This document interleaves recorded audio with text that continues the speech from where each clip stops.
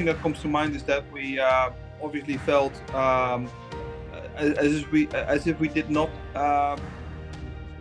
get our final plans all together.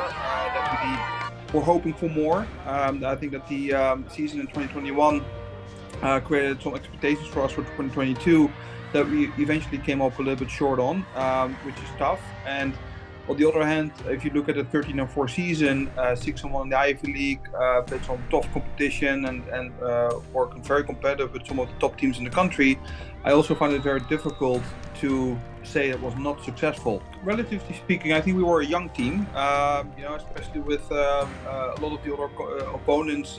They had a tremendous amount of seniors on their squad, or even a fifth year because of the COVID rules in the NCAAs. And we started pretty much every single game with 4 or 5 first years. A good amount of sophomores on the team as well to start and have pivotal time. So we're young, and then realizing that in the tough games we really were able to be competitive. And looking at the Maryland, only 2-1, St. Joe's only 1-0. We came up short, but it was very, very close. And I think when you look at those moments, you realize that the future is really looking bright for Harvard Field Hockey with the talent that we have, with the fight that people want to put on that field. And I think that's what we take away from this past season. For a young team to fight back and dig deep inside themselves to eventually show character is an amazing feat. And that it then still came up short, and Princeton scoring that fourth goal in the final minutes. It is what it is, but we, after a really tough start, I think we could still walk off that field with our heads held high, knowing that we left everything on that field, and that it just a 10-minute span really cost us that game.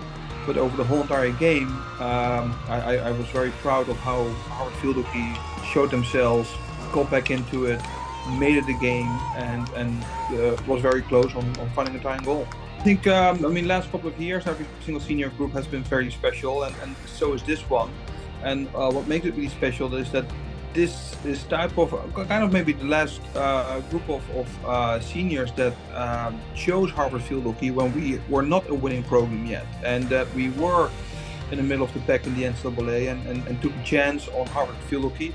Still, of course, being a big player with the Harvard degree, but they took a chance on Harvard Field Hockey and they made it their own. And in the last few years, I've caught myself saying to the senior group that they leave Harvard Field Hockey in a better spot than when they found it. And I think if you can keep saying that, it means that we're making progress.